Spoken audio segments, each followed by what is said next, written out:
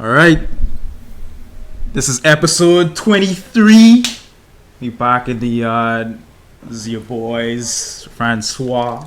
Your boy Saint Dior. And we got a guest with us today as usual. Who's the guest? Who is, man?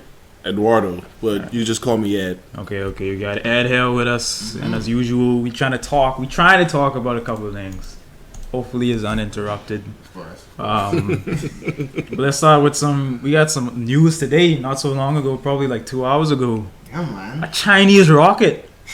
That thing was solid, right? The Chinese rocket, Ray. These Chinese, they always up to the antics. So what happened was, China, I don't know when they did launch this rocket, but there's debris from a rocket that's hurtling towards the Earth. Nobody really knows where it's gonna land. It's somewhere between like New York and then like down in South America. This thing is 22 tons. It's about 9 stories tall. So that's a big boy, way. I mean, are you surprised though? No. Have you ever bought anything from China and it lasted years? Yeah, I mean, all of us had to, but that's coming down. I mean, everybody's saying the obvious thing. Oh, it's more likely to land in the water because Earth is like 70%. If its surface is water, but that's kind of scary. That is extremely scary. I mean, who do you talk to if a piece of it land into your house? Is there insurance for Chinese rockets? And would the Chinese government willing to pay for any damages that are sustained once it lands?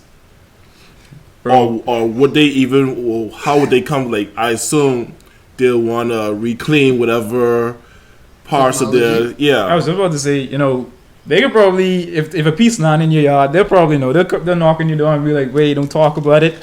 There's like this sum of money. If it lands in your backyard, you're gonna be a rich man.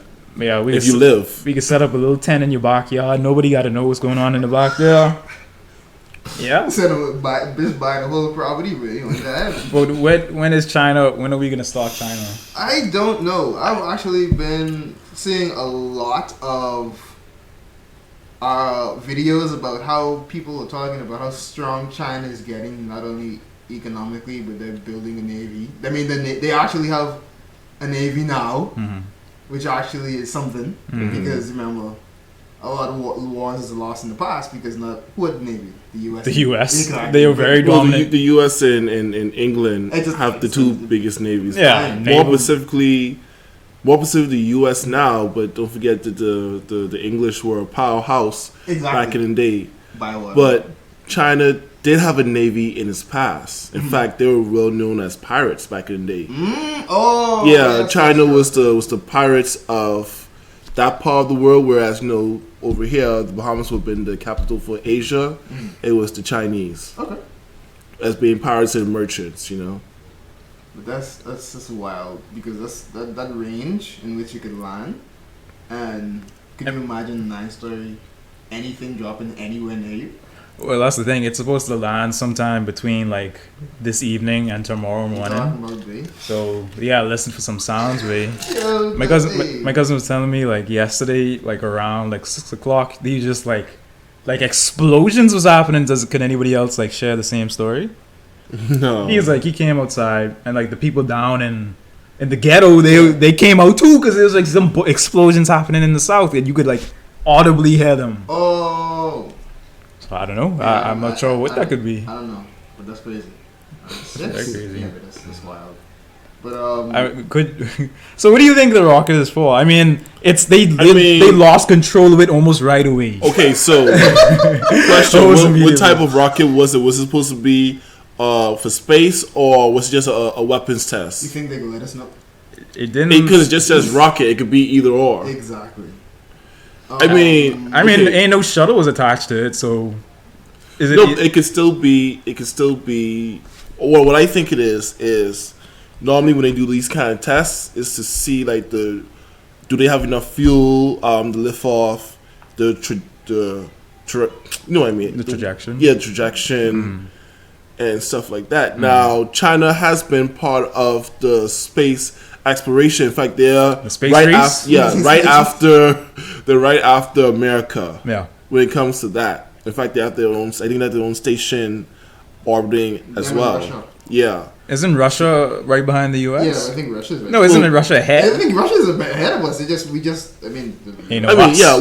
For us, we more focus on the States. So, but as far as like I said, they already have certain things in place already. So, as far as maybe for space exploration, I doubt it could be that. Just on the fact that if you could do it before, you had the technology from past experiences. Why are you still trying to figure out how much fuel you need to leave orbit? Yeah. So if it has to deal with weapon testing, that is very alarming. Yeah. Yes, because like you said, it went far enough where a part of it fell somewhere in the world on a wide range. The whole thing is falling to Earth and it's crumbling. And it's weird. It's shady because you can't really locate like where the pieces are going in 2021. That's weird. That's a bit strange. And on top of that, like let's say, because a lot of people that's what their first that's what their minds wandered to first. That it was like all the weapons. So who were they aiming for? Like America? Is this gonna begin the new war and stuff? I doubt it. I doubt it too. Because like from the minute they made the atomic bomb. World war is a death sentence. Two main countries right now have the accessibility to nuclear arms, and that'll just lead to extinction. It's all about like who's gonna pull the trigger first. Couple niggas got nukes, man. Yeah, but then it's like couple niggas. That'll be suicide. It literally have to be. It's so many different factors you have to put in. For example, you could give the order, but the person who clicks the button, he's gonna be like, well, my family and stuff are gonna suffer from this too. You can only expect people to do certain things to an extent until self-preservation kicks in. I would agree. Any type of global warfare that occurs right now they're using nukes. Yeah. And that will lead to worldwide devastation. That's probably why we haven't really had any like serious wars in our lifetime yet. It's just been like cold wars and proxies. We've been having, in fact, what a lot of people don't realize is that the U.S. has been in constant warfare since the 80s. I think even further back, probably all the way back to the 60s, when it comes to the war on terrorism, specifically, and the drug war. But we've become so normalized to news of war that it's like background noise right now. We don't even realize that you have multiple superpowers in constant war right now that is actually global.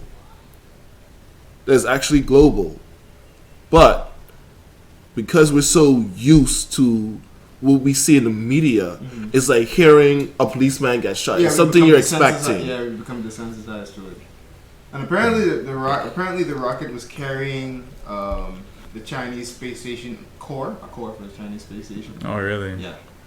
Allegedly, that's what it was carrying. But so they just knock on your door if they're falling. Because if that line in the water, flap. If that land in the water, if that lands in the ocean, chances are that's just gone. Yeah. I think they still would dive. I guess it depends on what part of the ocean. I have a tracker on that. But that's the thing. If a tracker's on it, why doesn't nobody know where the piece is gonna fall? That's the point I was getting to earlier. Yeah. Tracker? There has to be a tracker on it. It'll be a tracker for the main piece, like the small pieces that break off. That they fall where they made. I don't know, man. Once again, Andrew, watch the Expanse, because it's like reminding me of some Expanse shit and some Expanse stuff, and I don't like it. Like just based on how like. But check this out, right? Have you ever watched the series Invincible? No, I've never even heard about it. All right, in this series, they have this race called the Viltrumites, right? They travel into different galaxies and planets, basically a modern day empire. They're trying to expand the empire. Originally, they used to do it by force, but it spread their armies so thin that they realized that it's easier just to come in, help a planet get to their level of technology, stabilize the economy, stuff like that, and show them how good it is to be with them, that they'll just join and work for them, And right now, that's how most wars are being fought right now on a more economical scale. Like, for example, the Chinese, they're giving out loans to the countries like money ain't shit. And, it doesn't make any sense to do an arms race or to fight when you have a much more concrete, because war is expensive. Facts. War is very expensive. The amount of money you're gonna waste and lives lost is not worth it if you have a better alternative, where you get the same result but less losses. Because if you lose a war, you gotta pay reparations. Trust me, is war at this point. I think most first world countries have realized that and are now fighting a more economical war. Yeah, it's money. A war of economics. That's what it is, and that's what China's doing. They're they're investing where they know that if something was to happen, they could be like, "Hey, remember that stadium we built? Hey, remember how it was before?" You know what I mean? Yeah, I mean, look at our country. How much money do we owe the Chinese at this point? How many things have they built for us? In the last decade or so. At this point, they're gonna replace Spanish with Mandarin. In school? Yeah. Oh, you may be onto something. You may be onto something for real. It ain't getting replaced, but Mandarin will be added to the language course choice. I could be right there when you press star 203 for if you have BDC. Instead of saying English or Creole, you can say English, Creole, Mandarin. No, I mean that's real because how many Chinese people are here? Yeah. How many Chinese people are here? Plenty. Shoot, listen, I realized we had a large number of Chinese in the Bahamas when I drove through say Beantown or wherever, and they saw a Chinese man getting water from the pump. That's when I knew. That's what I knew.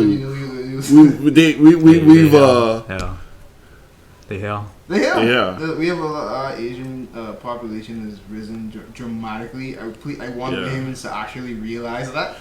The weird thing is that it's risen, but we still don't see them. I see. Well, where I work, because I in the mall, working in the mall every day. And because the shop is a Chinese shop, I've never seen the variety of Asians, people, just literal people, but mainly Asians, coming through, speaking in some with Bahamian dialect, kinda, some inside their own language, some speaking Americans, they moved here, they came here. So it's I find that pretty interesting. Bro, in the next 20, 30 years, we're gonna have under the dock is gonna be a couple Chinese stalls. There's gonna be a little China strip on the side of Bay Street. Chinatown, a little Chinatown. It could be real in a couple decades, man. Yeah. And then they can blame us for the next strain of COVID. Nah, I saw a comment earlier. People were saying that rocket was carrying COVID-20. COVID-20. Anyway, let's move on. Yeah, let's move on. Pop Smoke. On to some more somber, even not good news. Yeah. So we still have this case about Pop Smoke being murdered. There's still information popping up about it. Bro, how long it's been happening now? It's been 2 years. Yeah, the man been dead for almost 2 years now, if not 2 years. Two years. Information. Huh? It makes sense though. That people. Oh, sorry for interrupting you, but it makes sense that people are still talking about the case.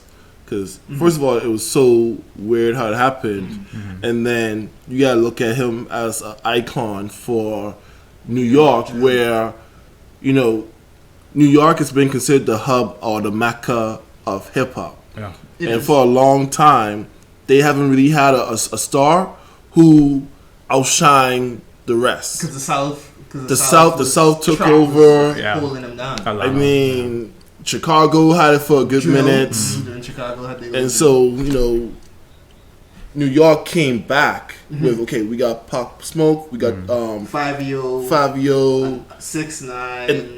Let's not. You have to count. You have to count. You have to count him. Okay, you have to. Okay, have to. 6ix9ine, Tekashi. Tekashi. And you know, for them, it's like, yo, we're getting back to our throne. This is ours. This is ours now. We at the head of this again. And then just for it to be cut so short, because he's like what, 20? I think he was 22 when he was murdered. 20 or 22.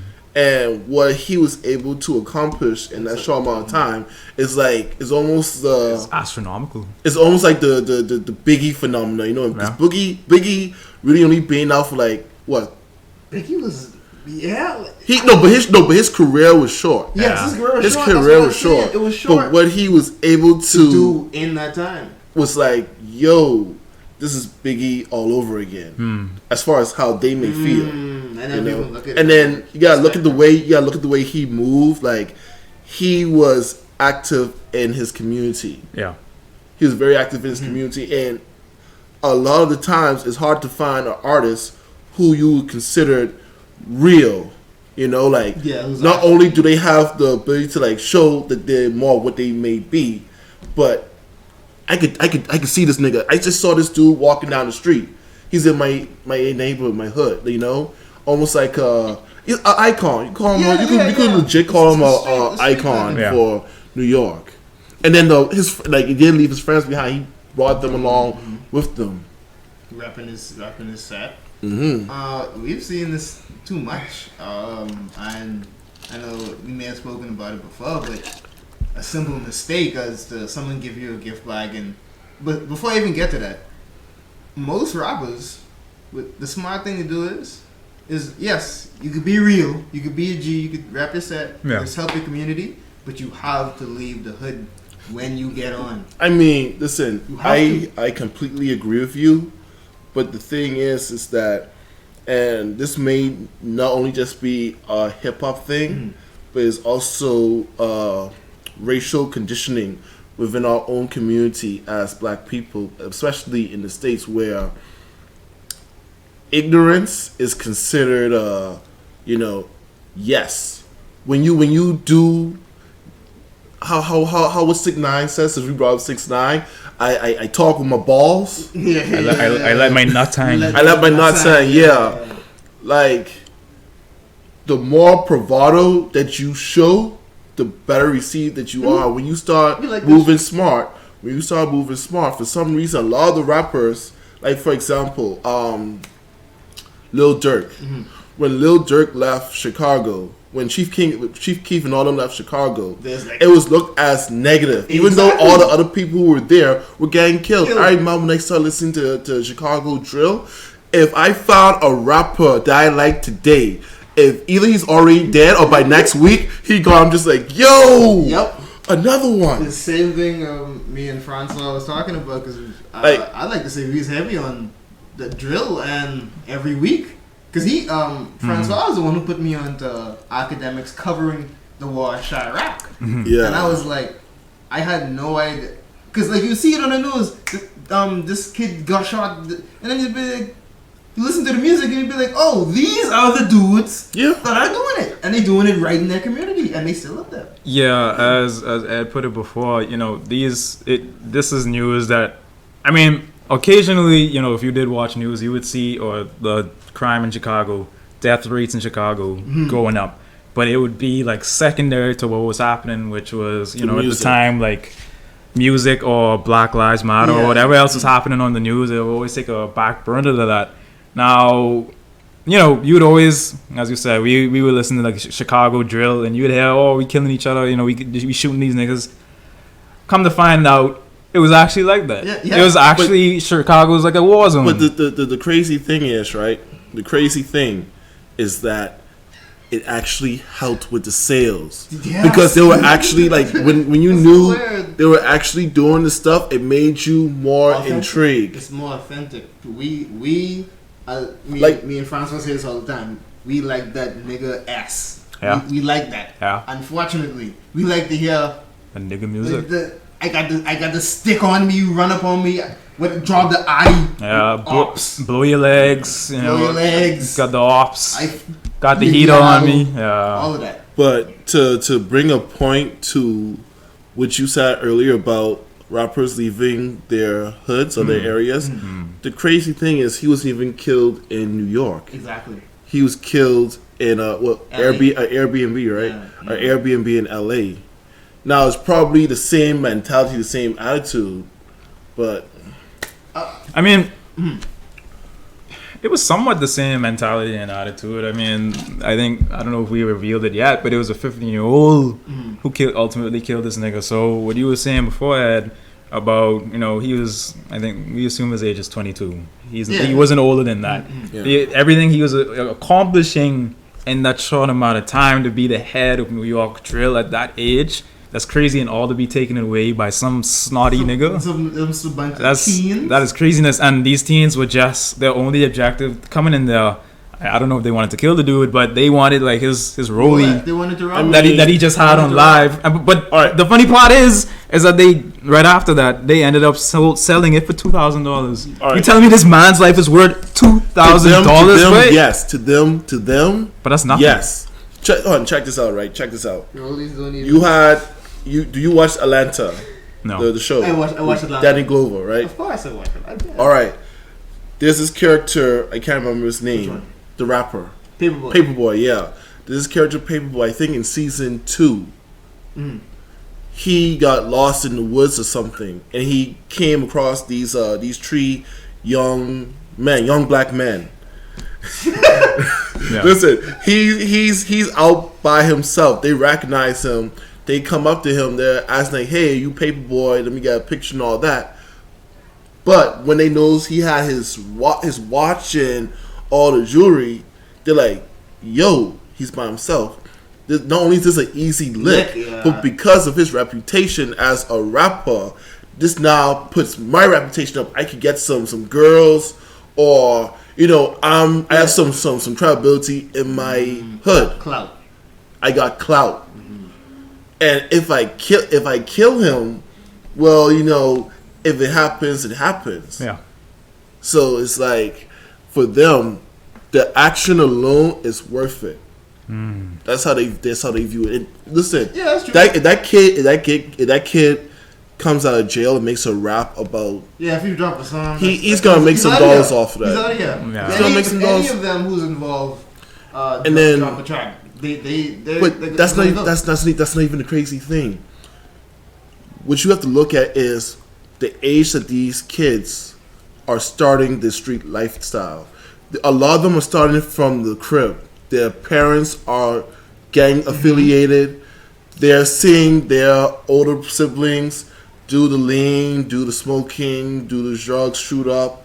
Every music video. The way they talk, their lingo. Well, we may copy sometimes, just because it sounds fun. That's literally how they're speaking on a day-to-day basis.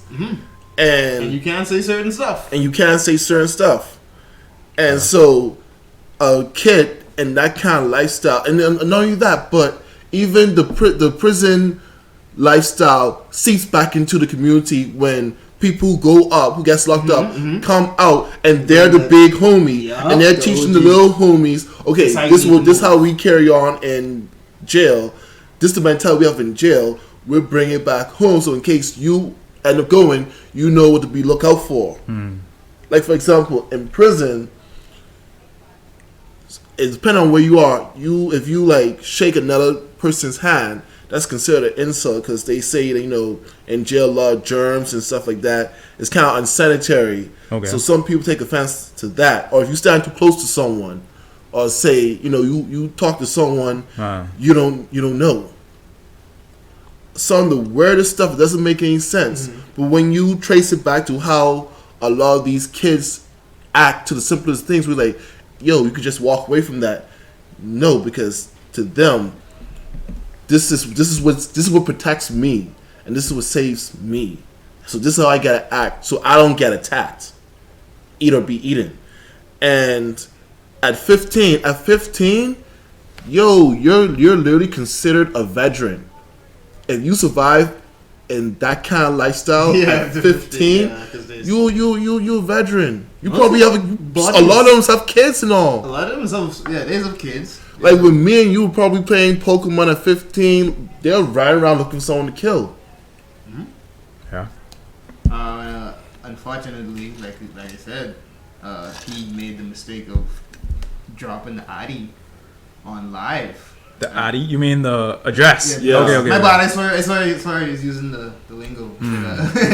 The address because he was gifted something to the Airbnb. And so they went there and they did what they did. But I saw another thing where Pop Smoke brother was, who appears to be his brother, was saying that something ain't right with the case. Right. And what was he saying? He's basically like, since the story ain't matching up. He's like, the people who's with you, who say they're gonna be with you, they moving crazy now. They ain't been around. He's like, it seems like you're more valuable dead than when you were alive. You are. Get to the bottom of it. That is usually that is always the case. I mean, we see celebrities. I mean, let's look at Nipsey for example. I think Nipsey is a good case because how much people saying, yo, you are the only person, the only Bayman I've come into contact who, you and Christoph, who play Nipsey like straight through, like consistently, like enjoy his music. Other than that, nobody else, and that's just the people I meet. Now, after he died, everybody was walking around. You could see it on Facebook. Oh, Nipsey Blue, drawing pictures of him and stuff. I hated that. That is a gross culture thing that I don't really appreciate. I mean, of course, he was a little bit popular right before the shooting happened because New York drill was just booming. It was booming. It was on the rise. Everybody was talking about it, and then this happened. So I do think a lot of people jumped on that train after he was killed, just to listen. And I think that's not always a bad thing because it sort of gives you like, let's be real. How much people would know about Fabi if it wasn't for like Pop Smoke being murdered? That's the facts. How much people would play it? New York drill would have been on top right now had Pop Smoke not be killed. I have to agree. I have to agree. The South holding it down. To me. And UK to me, UK drill still. Wait. Time out now. No. Time out now. Now I listen to some UK drill. Yeah. Right. I listen to some UK drill, but I'll admit this. Let me hear this. Hot take. Hot take. That's a good. I'll admit this. That was on me. I like to search up random stuff and listen to different kinds of music. That's not everybody. Some people, they don't hear it, they're not gonna go look for it. But when it comes to the rise in fame because of your death, right? For a lot of people, it's like, yo, for example, underground rap in Florida, when Axe, like I always Axe Tentacion, right? Yes. When he died, there was a slight boom in underground rap in Florida, but after a while, it just like becomes sometimes you just die because you didn't have anyone behind the wheel pushing it forward. Between Axe and what was the kid who sung the song Witchblade? I know what song you're talking about, but I don't remember. I could only name Florida people around that time. But I think they lost like at least 2 or 3 like prominent rappers in Florida, and after that the hype just fizzled out for a bit. Facts. The thing about it is, Florida hasn't been like a real hot hub. What you mean? Hub from, let me finish. Think about it. You have Rick Ross. You have Kodak Black. You have X. We have Ski Mask. You talking about now? I'm talking about just generally. In general. In general, like when it came to party music, you could say that about Trick Daddy. Listen, in the early '90s, but even those dudes was holding it down. That was still more like southern. Well, I guess that is. But they are from Florida. Yeah, all of it is southern. But for example, Memphis, right? Yes. Is Memphis not part of Florida? I don't know. They kind of are. Right? Not really. No. People don't really include Memphis in the Florida conversation. No, they kind of are though, because like a lot I know for a fact, a lot of the Memphis rap seeped into Florida, especially like that horrorcore, like 3 6 Mafia and stuff like that. A lot of that seeped back into Florida. So it's like, to me, I feel like you still have to count Florida in that topic. It's there. It just a little one. But what I was basically trying to push forward, because even with Chicago drill, it was so much prominent rappers dying that the music just fell flat.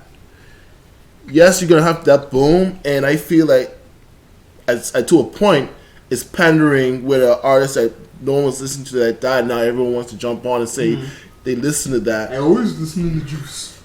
But I always listen to King Von. King Boy. At the same time, I feel like, yeah, as a true fan, you may feel a way about it, but that's personally to deal with you and how you feel about it. Because what you have to look at for the family and friends, they at least have the knowledge knowing that he's getting his music out there, even if he's not here to witness it himself, to enjoy it himself. At least a lot of people are appreciating him for what he left behind. That's the good. That's the good part. The good part about it. Yes. And then the negative part of it is the label heads who take advantage of it. Yeah. Who mash together songs that wasn't meant to be mashed together. Yeah. Example would be like this. I'll say this. I listened to Lil Peep before he died. Yeah. I was not a Lil Peep fan until Andrew could tell you, like, a year ago. Yeah. And that's because I came across a song that was really hard. And then I went back and listened to a bunch of his music, and I was like, wait, this nigga was actually great. Yeah. But he was struggling with whatever he's struggling with. Did you ever watch this documentary on Netflix? No. You should check it out. I will, but I don't want to depress myself. No, it's not depressing. It's not depressing.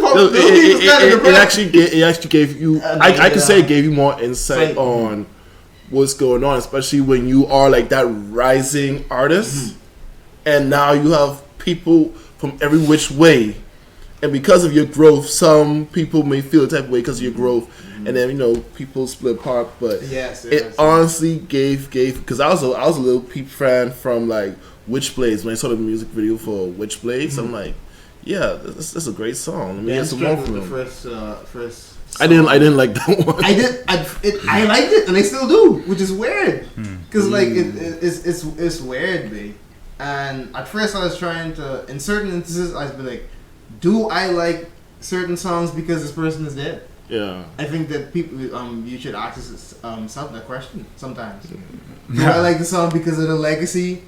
Is it just the beat? Is it what he's saying? Or you know what I mean? I actually had a just to piggyback on what you said before, where like you have a lot of people who jump on the train after you die.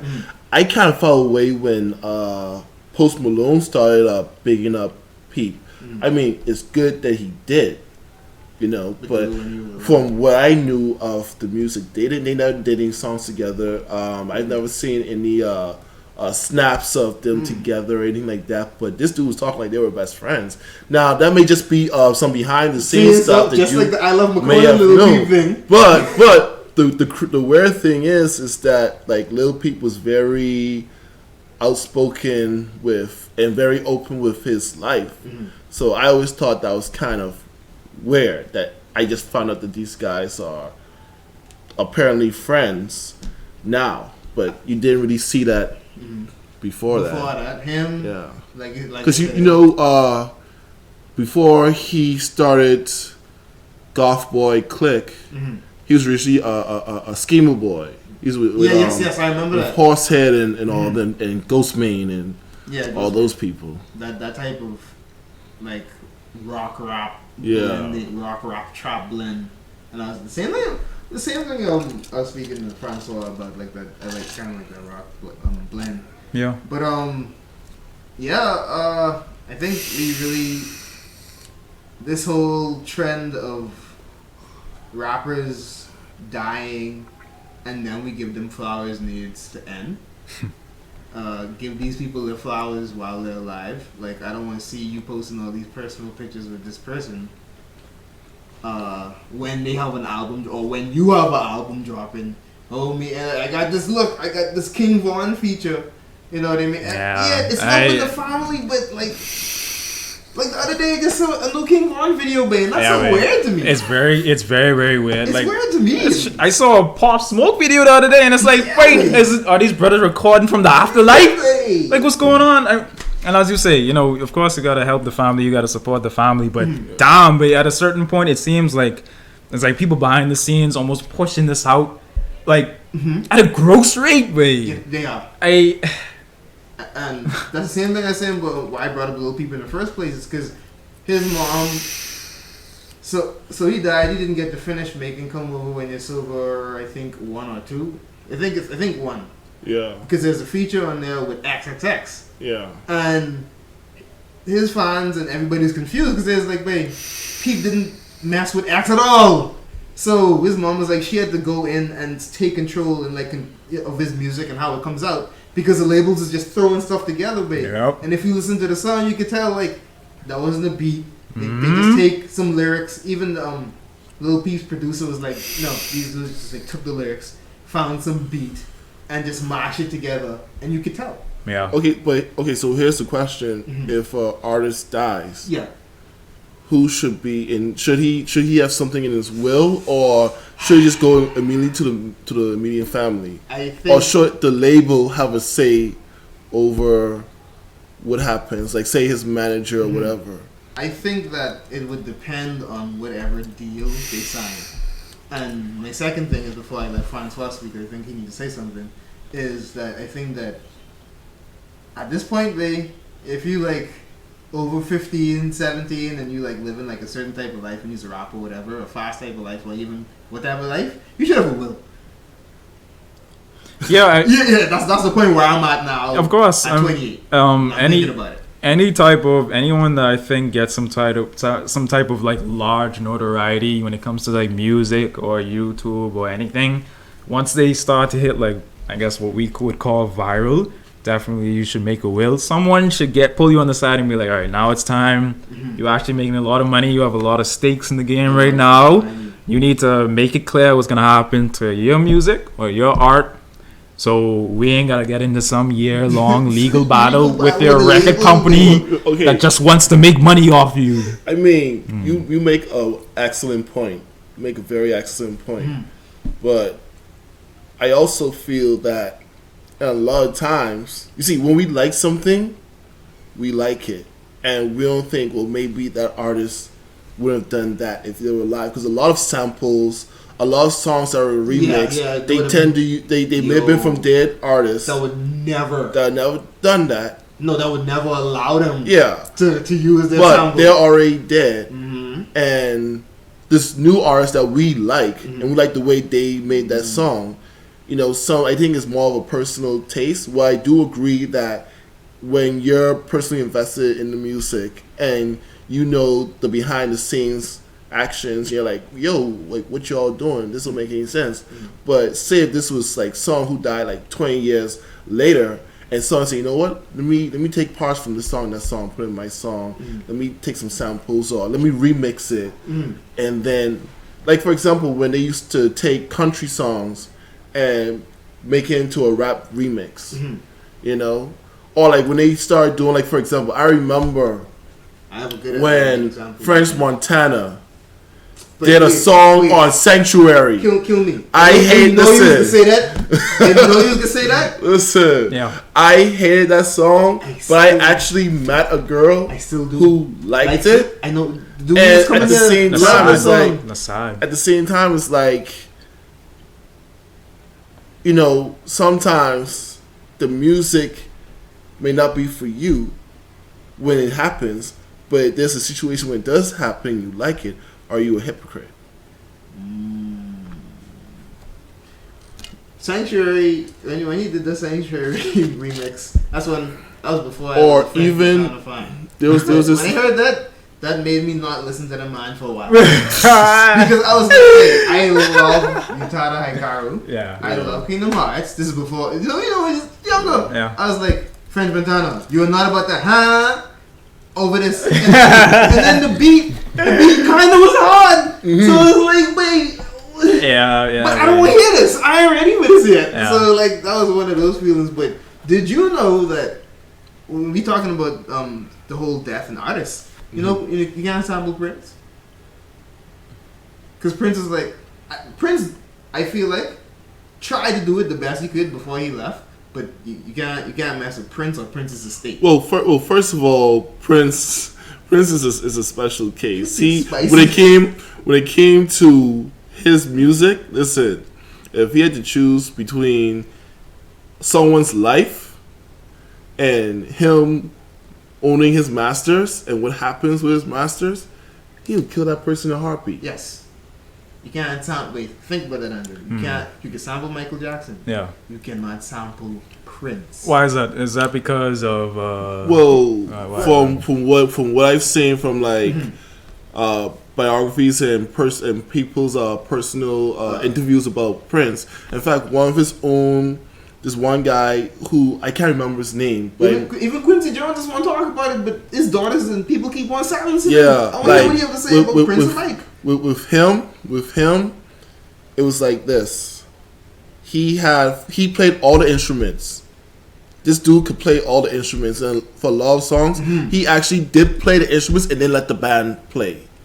It had to be to how he played it. Yeah, he was I don't want to say control freak. No, you that's, can say that. Well, that's a control freak. No, that's a control freak. He was a bit of a control freak. In fact, there was this one artist. He's a big artist in his own right, but I can't remember his name for the life of me right now. I just remember this stunt he used to do when he used to live perform. Yeah, he'll have a mirror, a full body mirror, and like fix up his hair in it.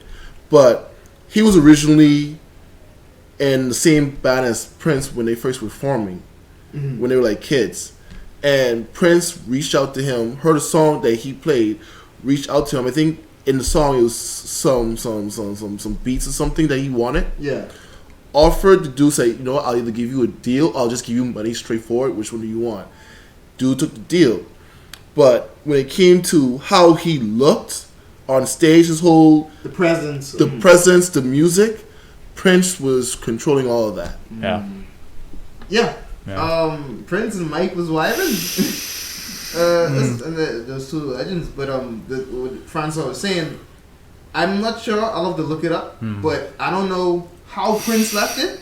But it was left. They just call it his estate, Prince's estate, and Prince's estate.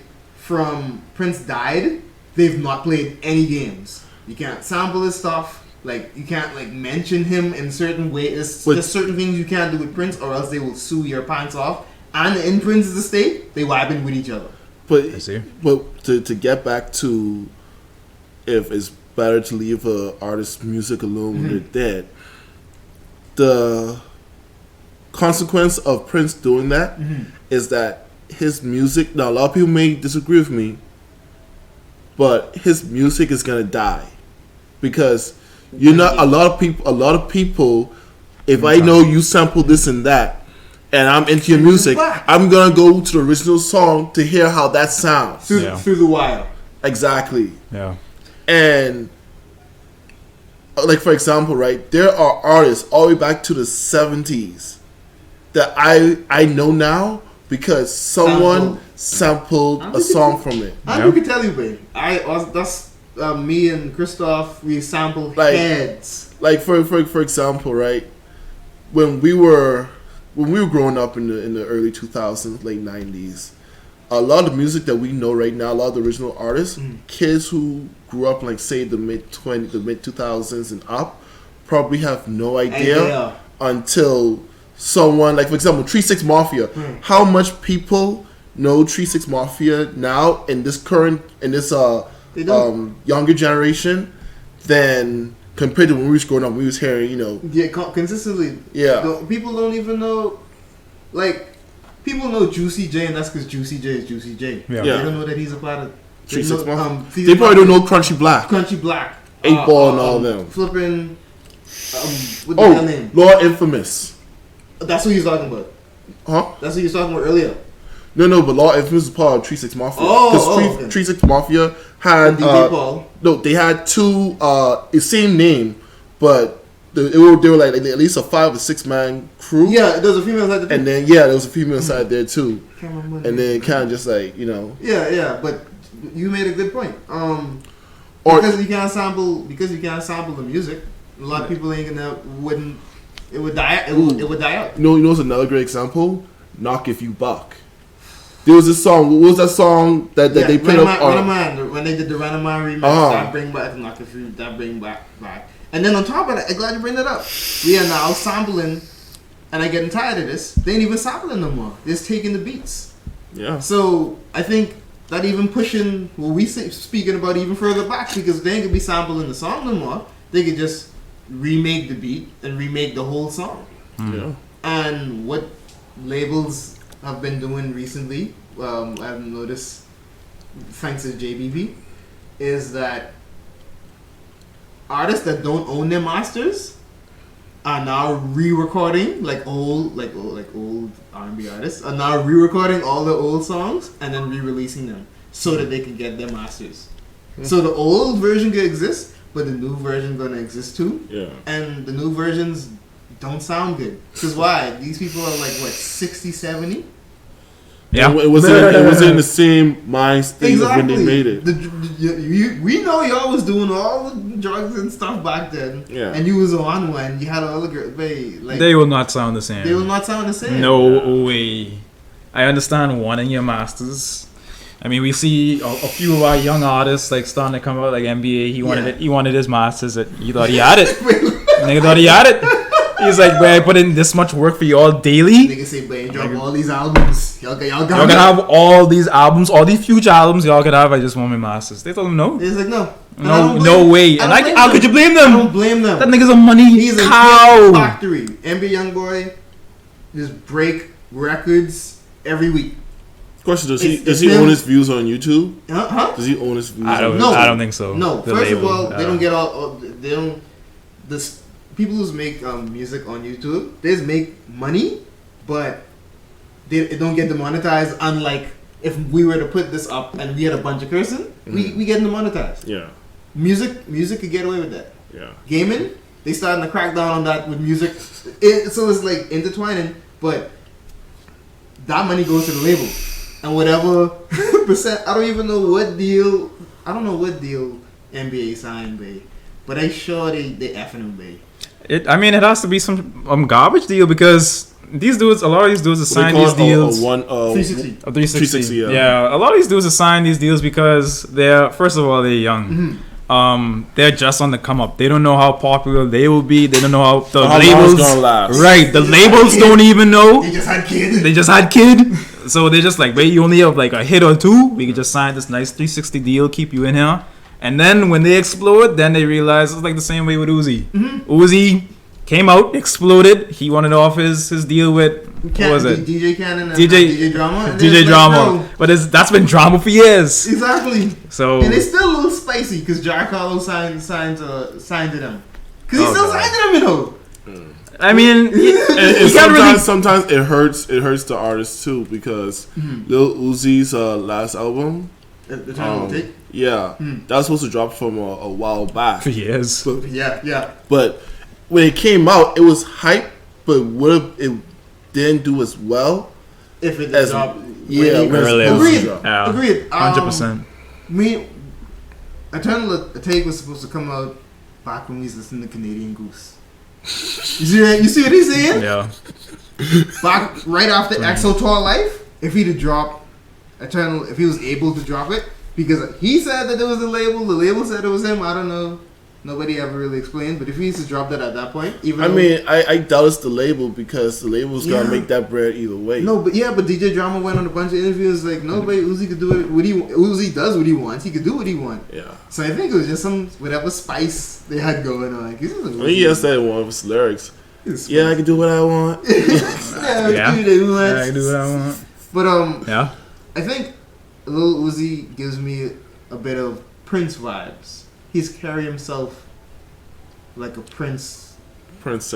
Hell yeah! If you notice, just like because anybody can notice. Like, you have this video that our friend Jade showed us when him and Famous Dex was performing live, and Lil Uzi is just he just move a certain way, and it just remind me of Prince so much, and I guess because they short too, and then it was just so extra, and it's like blending the lines of being queer. Definitely, Uzi definitely blurred the line when he dropped, because it's just like this dude, he rapping, he spitting, talking, shooting. Yeah, but when you see him on video, nigga like kicking his legs up and you know doing like waving his shoulders and things. Yeah, he like body rolling and stuff. And then if you notice, Playboi Carti did the same thing. Oh, he did the same thing. That seems. I listened to a whole lot of Red. Yeah. But we can get to that later. Yeah. Playboi Carti, I feel like started doing that after Uzi started doing that. You think so? I can be real. When Playboi Carti came over with Magnolia in New York and made me rock. Okay. And now we on. Yeah, you see me in the leather, in the tight leather. They was always doing the baby rap thing. It's not even just the baby. It's not the baby rap. It's the mannerisms. The fashion, yeah. Right. I mean, like no, but it's a trend. We laughing, but this is a trend now, bro. I mean, if it sells, it sells. This is a big trend, and I want people to know that. These rappers to know that Lil Uzi is one of the first persons that was able to push that agenda. I mean, he wasn't pushing the agenda. What agenda? But he was doing that, just fully expressing themselves, not caring what people say, because all these niggas talk about pussy, shooting, got shooting. When you see this nigga, his hair a different color. You know what I'm saying? Yeah, he wearing some crop top. Like, hopping in his anime car and then his hand bent there, I say him kicking and whatnot. Yeah. So it's like, but I don't think he's doing that unlike other people. He's not doing that. That's just him. I think it's okay. So if you were a 90s kid or early 2000s kid, you would listen. Chances are you would probably listen to both rap, rock, and metal. Or at least heard enough of it. Yeah. So I could definitely see where he got a lot of his influence from. Yeah, because one of the things, he's a big Manson fan. Fox. He's a big Manson fan. Fox. Marilyn Manson. Marilyn Manson. You can see that. And have you ever watched any of Marilyn Manson's music videos, especially his live performances? He does the dresses. He scarred me as a kid. I like Marilyn Manson is one of my favorite artists when it comes to that industrial rock. Yeah. Okay. And I can tell you this: his live performances, especially when he was younger, I mean, you could some of them. You can even see him go behind the speakers and sniff some coke. No, Manson was wild. Manson was one of the first persons to do that. No, the first wildest man. Gender bend. Yeah. The golf look. Spike collars. And even before that, you had a lot of horrorcore, horror rock, and horror rap who did that extra stuff. You know, to give you a visual with the music. Kind of like Mario Judah. Yeah. Kind of like Mario Judah. Yeah. Oh, yeah. Yes. Him and your boy still vibing. You just called his name earlier. Cardi? Yeah. I don't think there was never vibing. He made a song, but he made a song better. He did a better version of his song. What Mario Judah did? Yeah. What Mario Judah did. And I like his version of Whole Love Red. Yeah. Mario Judah is a fan. Bro, this dude was like, you ain't dropping it. I can learn how to make beats. I never rapped before. And I could put it out myself and do that. Not only did he help Playboi Carti's career and album sales, but he put himself in a level to where he could be discussed with Playboi Carti. And I find that crazy. All because off of 4 songs. hey, if you got the drive to do it, then do it. And do it. That's Some people do with less. That's and true. on top of that, he was gonna get. I think he was gonna blow up because of that same the Rock song. I'll kill you, nigga. And then he did that cover for Rockstar. Brand a Lamborghini, fucking Rockstar. Yeah. No, Mario Judah, his music is great. His music is great. But shout outs to him. Shout outs to him. R.I.P. Pop, R.I.P. everybody that passed. Yeah. But this thing, man. What's up? This celebrity boxing period, MMA fighting becoming more popular now. How do you feel about this Jake Paul and Floyd Mayweather?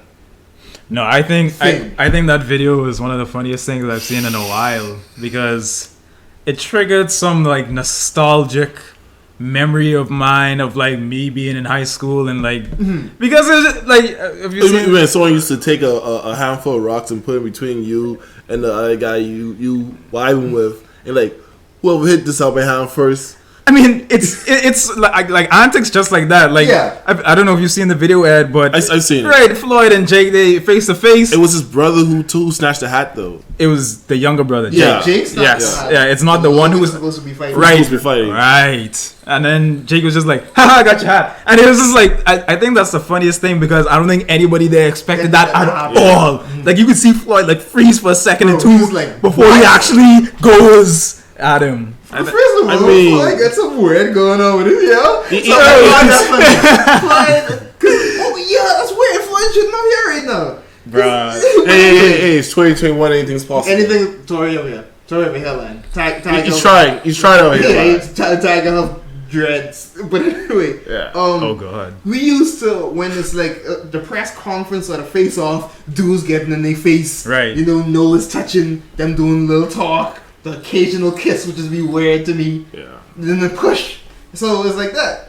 But when Jake snatched the hat, I was like, don't forget this Jake Paul. I mean, okay, so here's my thing, right? They always say, if you lie with dogs, don't expect to get with fleas. You know, you're gonna get fleas. With the antic, the Paul brothers have been antic fiends. Yes. From the word get-go. Once you are involved with them, you're going to get some kind of controversy. That's what's going to happen. Floyd Mayweather is an actual fighter, right? He's a genius. Now, I honestly know for a fact that this fight is only happening because it's guaranteed money. It's guaranteed easy money. Money and clout. But where I think the translation got lost is this. You may be serious with your craft, and you may just be doing this for easy money, but these guys have a business style that they approach things with. When I saw him snatch Floyd's hat and run, I saw like, okay, that's regular Jake Paul. I'm not surprised by that. Yeah. Even the way he did, you knew it was supposed to be like fun and game. Yeah. Not serious. But for a fighter, like you say, I've watched so many pre-fights where like they do some antics, but it's to a certain level. Unless they actually don't like each other, there's always some level, or like you say, sometimes they may kiss, some playful shit, like little nose touch, little head, but little talk thing. But it's like because even after the fight, it's always like everything's cool. Yeah. After the fight, they shake hands and all that. But I think Floyd Mayweather, he kind of he let that get to him. He took it personal. He let that get to him, and he took the bait. He took the bait, which is weird, and I think that's not something he's used to. He's the one that's used. But then what you gotta remember too now it's like he said earlier, it's not Jake Paul he's fighting. It's Logan he's fighting. So when this other guy who is not a part of this just involves, I think now is I think that's what really triggered it. You think I know Jake wants to fight him, but you think you think the reaction would be the same if Logan was the one who took that? You mean no, I don't think so. Because at the end of the day, it's Logan who he's facing in the ring. So that's just gonna be at a field. Now, who knows? In fact, who knows? Yeah, probably not. I mean, Floyd tends, when Floyd and what's the Irish guy's name? Conor McGregor. Yes. When they were supposed to have when they had their fight, yeah, the interviews and stuff like that, there were some jeers thrown back and forth. But because Conor like to talk. Yeah, Conor's the king of antics, babe. Like he's the king of pre-fight antics for sure. Agreed. Once again, like things got heated, but it never crossed that line. Right. So, if you ask me, I think it was just a fact that the one who isn't getting in the ring, doing antics, like.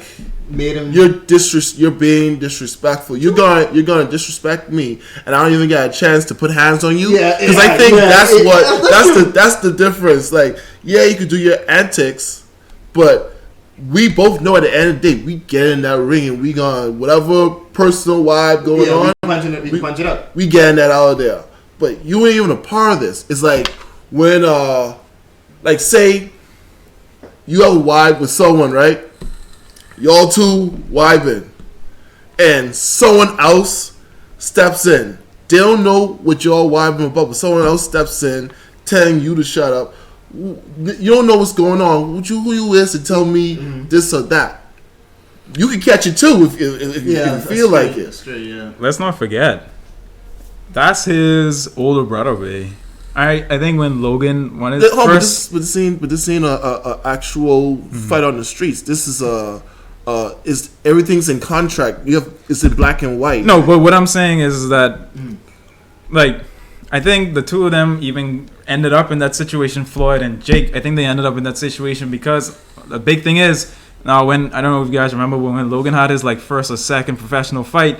I think something went like awry in the ring, and like Jake like jumped in and he was like attacking people. Yeah, that's his older brother, but he could ride for him regardless. So I think that might have been the premonition of like why the two of them were in there in the first place. Yeah, but then you're doing more harm than good. To who? You think so? I think Logan.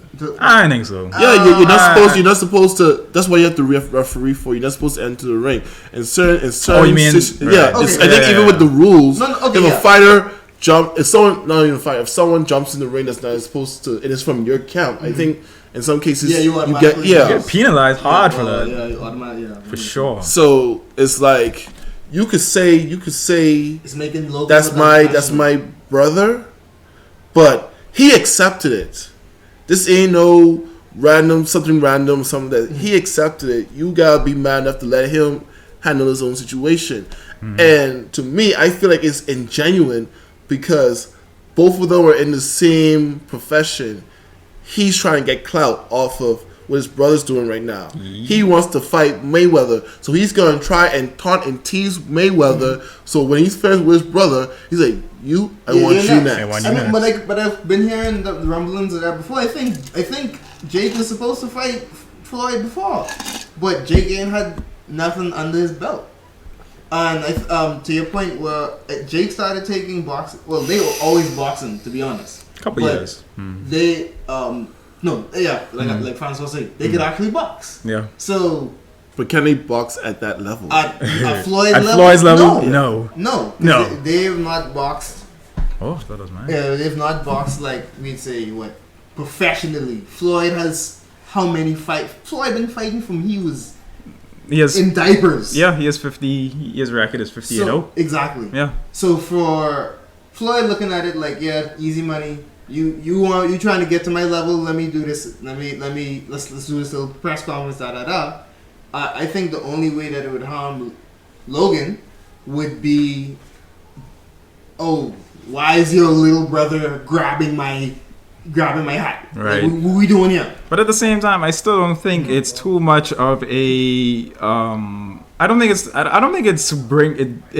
it lessens or subtracts from like Logan's situation, because I think I mentioned this the other night, is nothing but clout to gain off of this way. Floyd is the most accomplished boxer that's ever existed, way. So to get an IG video of you like, oh, got your hat. Wait, ain't nothing. You coming as a background as a YouTuber, way. There's nothing but clout to gain from that. Money, followers, everything. I agree. And he's already very popular. So. And the thing about it is, just getting in the ring with Floyd, and that's why Floyd just pick and choose fights properly, because it's be business talks behind. I sure they didn't talk like, bro, you know, I go win, but let's hype it up. Let's get this. Let's make it. We need to sell tickets. Yeah. We need to sell. We need to put people in these seats. We need these pay-per-views. Let's get it as hype as we can. Yeah. I can go inside there. I can box your head off, and we can top up. And now you are the high. I am a couple $1 million richer. You're a couple $100,000, if not $1 million richer, and you're closer. Not closer, but you get more clout. And like we mentioned, Jake and Logan are the biggest thing in boxing right now. The biggest thing, easily. They're the biggest things in boxing right now. It's sad. You know, actually, no, it's not. Because wait, no. Why I say it's not because a lot of times how they pick these fights on who's going to draw the most crowd.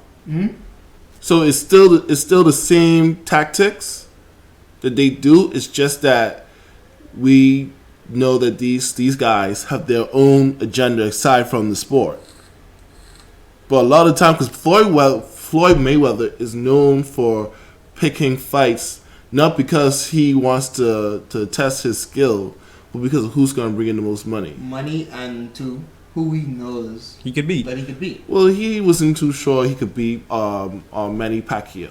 You have some exceptions in there. I still hear people saying that they think Pacquiao win that one, but Pacquiao took too much hits. Of course, because Pacquiao's the OG. You go, dog. Everybody was a lot of people was rooting for Pacquiao because Floyd was seen as like the bad guy in the situation. I mean, you gotta look at the styles too. Pacquiao is more the classic, you know. We're gonna get it in. Floyd is more technical. Yeah, I love that term for when somebody describes that and refuse to watch Floyd fight. That's one of the most.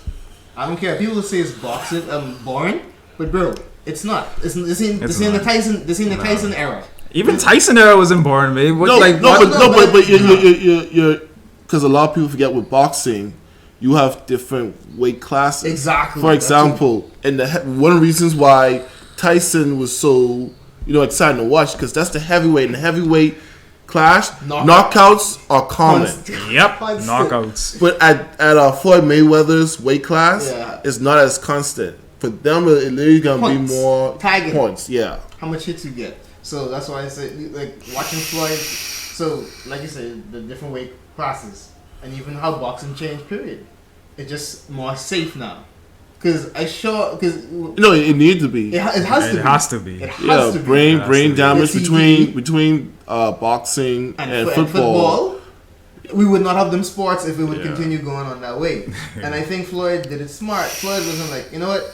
I don't have to punch you up. I could just make you look like a fool. And then if you just watch Floyd, like it's be so two body shots, one hook, like dancing around him. Away from him, he'd be on the ropes. He's under one hook. He's a phenomenon. So to watch it is very interesting, man. You know, Floyd was one of those build your character in an RPG. Yeah. all points of dexterity. Yeah, dexterity. And speed. Yep. 0 points of intelligence. For real though. Nigga just because it's just like nigga And 50 years ago when they were like memeing on him, and 50 like was really dogging on him for that.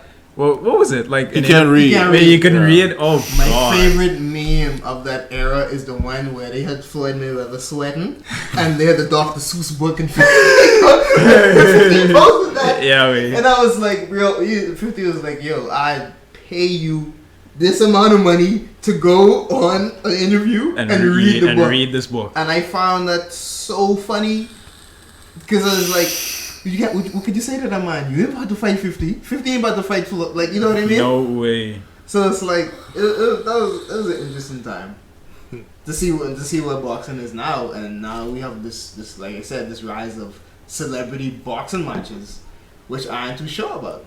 Because we got these old people, and I think if they're gonna do this, they're gonna need to make sure it's super regulated. Because, example, let's say Ron Isley go fight somebody, someone top Ron Isley once on the side of his head, he's dead. You see what you're saying? It's no, but they signed a waiver. Of course, I understand that, but I think it's still something we gotta weigh. I don't know. I feel like if you sign up for it, you know what it comes with. Like, just be prepared for the worst. There's only so much precautions you could do till it's not interesting anymore. But with Floyd, with Floyd, I don't know. Like, I like his style, but sometimes that run around bit does get. It's like, okay, for example, right? You play Pokemon, right? Mm-hmm. You played online. Mm-hmm.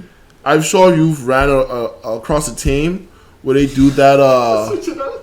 The switching out with the heavy defense Pokemon. Yeah.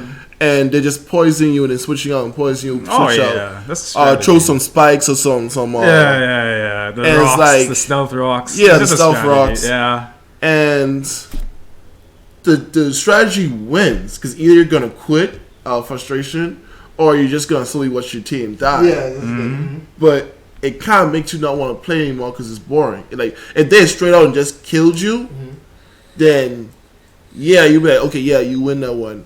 But I don't know, like for example, right?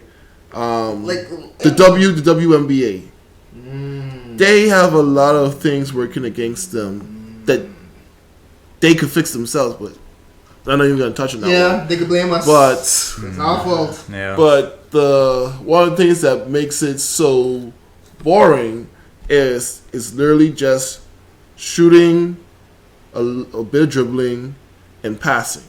The skill level, I can come up and say it. I mean, the skill level. The skill level is not the same.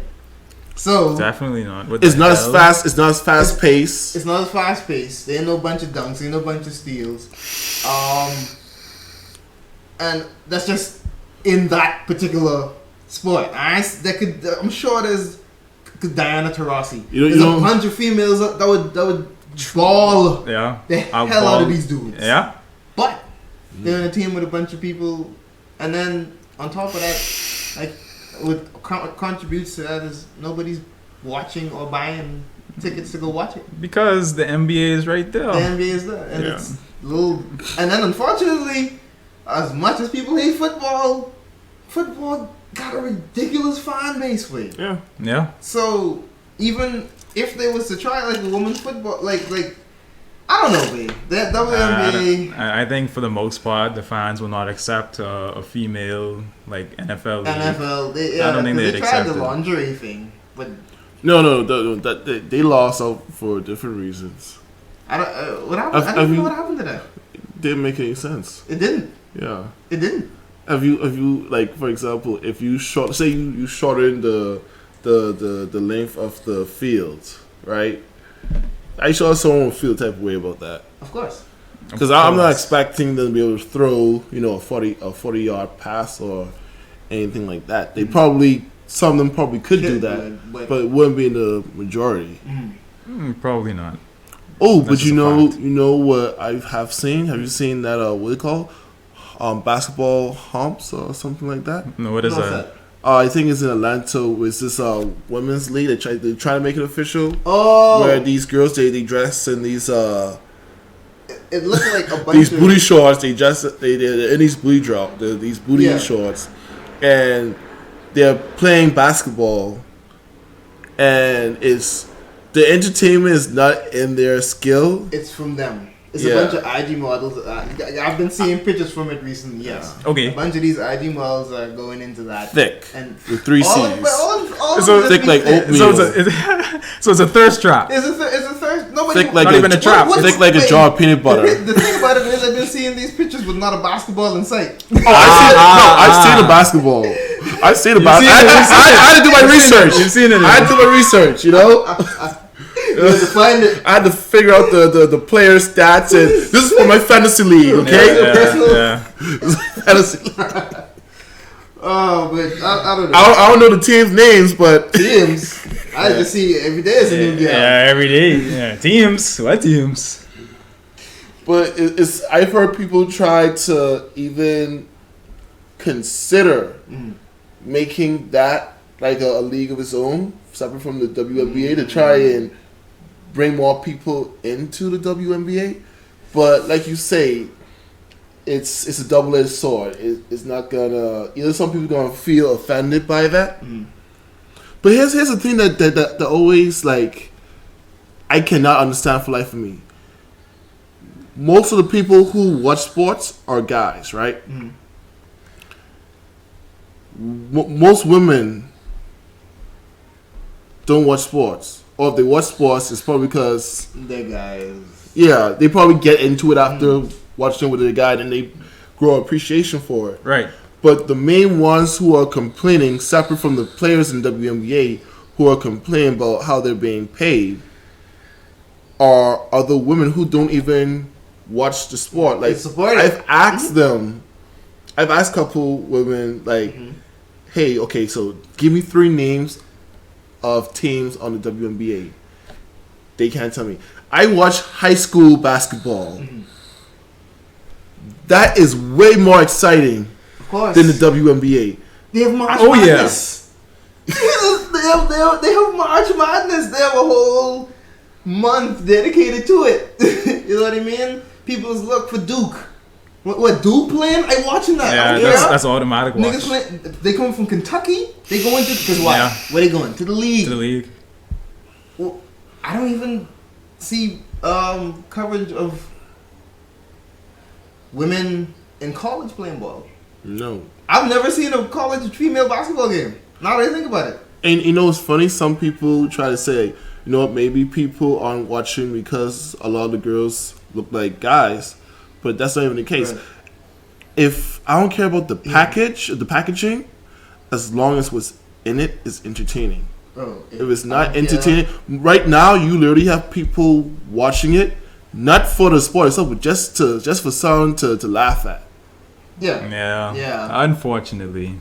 Yeah. So we'll see what happens with that. Yeah. But women been getting some heat recently. Some L's recently. Yeah. Ooh, I just remember something. What's up? With with a celebrity boxing kind of gained popularity recently for rappers. Because originally it was a lot of rappers saying, "Put your gloves on, let's make this box." Sandio and I have been years ago. We've been paying close attention to Soulja Boy. We mentioned him before. Soulja, Big Draco. He was a big advocate of. He created Drake. Yes, he was he created. Let no one tell you anything different. Soulja Boy is the origin of a lot of things according to him, and he's right for the most part. Now, I think Soulja was like one of the progenitors. He's the reason you had a XXL polo. I didn't even know what that is. The whole attire from Crank That. Yeah. Okay. The shades with the writing, the big jacket. The big jacket, the short, the jorts. The jorts. The long jean shorts to your ankle. Some clean Air Force Ones.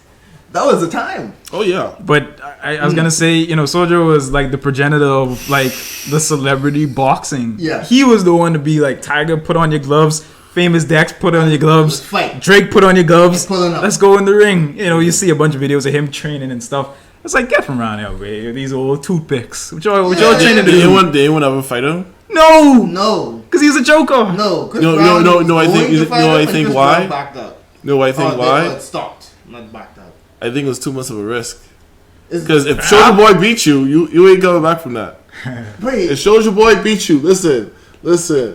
One good hit to the jaw, your brain rattling inside. Yeah, because these niggas ain't training regularly. Any little hit to the chin, you going down. I ain't like Chris Brown. He's used those hands. Yeah. Chris Brown. Chris Brown tall.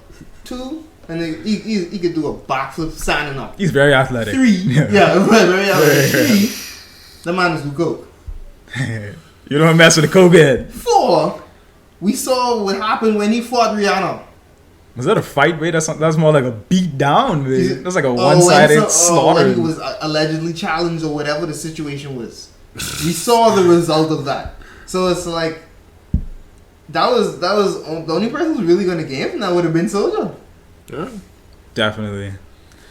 But we swing into an hour and 20 minutes. Yeah, let's get this last thing that we saw. Yeah, so Sweetie, there's been a video recently of her like performing for her fans on the beach or whatever, and she had a tip jar on the side saying, "What, pretty girl summer, like donations accepted here," and like people were clowning her for that.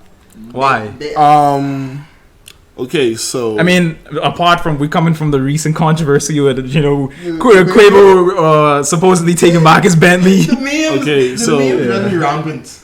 So here's my take on it. Okay. You portray this kind of lifestyle and say you got this and that because they love to talk about how much money they have and balling out, and we all know it's for show, and a lot of times they're living above their means. Now the tip jar, I'm hoping it was just for like an on stage performance. Hey, this is just there. As part of the act. Part of the act. Yeah, right. Yeah, like since I'm performing on the street. Yeah. Let me get my tip jar, but I don't know. She don't seem that kind of person to do those kind of stunts. And if she's serious, if she was serious, she should have known better. I say clown her. Yeah. I say clown her. She should have known better. From what I've gathered, people have been clowning her because they're like, all right, we didn't know who he was before you started dating Quavo. You was dating Quavo. Y'all had your little bout or whatever. Y'all ain't dating Quavo no more. Quavo about to drop Culture 3? Yeah. Quavo hot right now. Yeah. Now that y'all break up, they like look at where you are now performing here. Yeah, it's like you ain't get no more shows. That's a stunt that looks kind of bad. You have the QC package behind you. You know what the QC package behind them? City Girls. That's why every time you see and Cardi too, to a certain extent. That's why every time you see, because Cardi on Atlantic, but she with Offset. Yeah. So they have the machine behind them. They could get them shows. They could perform when we're in COVID times or in places like that. So people really clowning her, from my perspective, is because they're like, hey, Quavo, but you not look at where you is. You just come from talking about if a man can't buy me no Birkin. Oh, how much people she screwed over with that? I'm sure she broke up some relationships with that. She broke up many relationships with that. I mentioned plenty times, it's like, baby, people need to keep their relationships away from the internet, because these people are gonna look and be like, oh, my man ain't buying me a Birkin. What's he here for? You know what it really is? It's that phenomenon where you and your significant other has a fight. You run, tell your friends and family what happened, and then next day y'all make back up, and everyone's looking at you like what? For real? Yeah. So all that stuff you said was on air. So he's talking this Birkin talk, he's talking this man talk, and I'm sure Sweetie could buy a man. Of course. Of course, but it's just like we say. You know what? She could bag a man, but would she be able to bag a man with the same popularity and money as Quavo? Because I saw in the entertainment industry where she's at. They date the same dudes. Yeah. Every all of them date the same people. Yeah. In the entertainment industry where they're at, she could probably find a dude. Probably do it wrong. But hey. Yeah. She ain't posted him on the ground. Not yet. Not yet. Not yet. I think I'm sure whoever she gets with, they'll post her first. They'll be so happy. I don't know. That don't work like that. Huh? You don't think so? I think so. I think so. I think so. When they had the little bout, when they broke up, and she went on the Justin, I don't know the dude specifically. I think it's Justin LaBoy or Justin LA guy or whatever show. Right. Her ex was there too, and the Justin dude was just getting on with his interviews type of thing, and that's when she's doing that Birkin talk and all that. So, and from that, just from doing that after they break up, somebody got in Justin's camp somebody got beat up.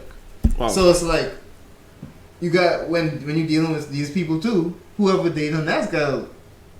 Quavo might still be a little solid. Sure, Quavo could find a girl before that. Yeah. But these dudes is carry on now. That may be another while. Maybe. But yeah. Sweetie, I hope you could get. I hope the same with. She's scarily down by. She's straight, and I have no doubt that she will find someone that she is capable of finding someone of the same status, if not higher. Question. Did she carry the tip jar in the Birkin bag? Was the Birkin bag even there? Was the Birkin bag the tip jar? Did Quavo take back the Birkin bag? We have many Did she sell the Birkin bag? Was there ever a Birkin? Was there ever a Birkin? All these questions. Have you ever seen the Birkin bag? I didn't see the Birkin. I didn't see one. I didn't even see the truck that was taken back. The Bentley truck, and then they had to come out and try to clean that up, and I was like, this messy. But I don't know. Yeah. Oh, did he buy it? I don't know. Who knows? Or was it on like a payment plan? Who knows? I think there's because sometimes what they do is they'll lease it, and then they gotta give it back. They'll flex. So she was a Bow Wow. She a Bow Wow. Wait, a lot of these rappers do that though. Yeah, I think most of them do that. Because they be traveling so much that they just go when they in your city for a while. They just lease the car. Because I was watching a YouTube channel called Vin Wiki. I just seen the shameless plug, but it's be a bunch of different car people telling different stories about celebrities and dealerships. And what I've learned is these rappers come, all these Lambos and stuff, unless Tekashi, because Tekashi and a couple of these dudes actually own them cars. Yeah. But a lot of these young rappers and stuff, you see them with the Beamer, the Lamb with the doors up, and them sign them. They rent it. They just rent them, F them up, and then take them back to them. Yeah. Yep. And the dealership just have to deal with it.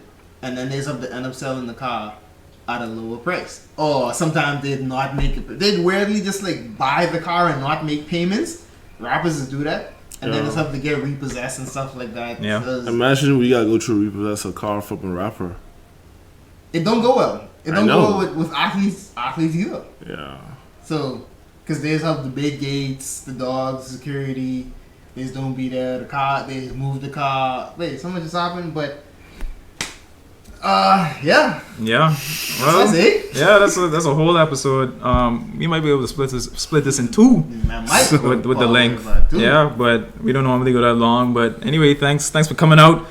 Thanks for Ed for coming out. Very informative. Yes, sir. Please feel welcome to come back anytime. Thank you. I enjoyed my time here. You guys were a great host. Hey, if the Chinese rockets drop, they go inside. Hey, go under.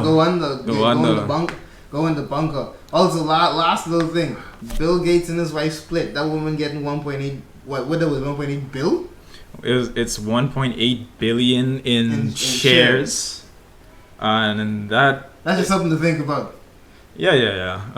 We could probably come at that another time. I just thought this stuff with the Chinese happened after Trump. Yeah. Me and Andre ready microchips before they act. This may be them activating the chip. Cut the episode off. Yeah, that's the rock. Anyway, thanks everybody. Peace. Francois. St. Dior and check our description for the links. Thanks. Peace. Peace.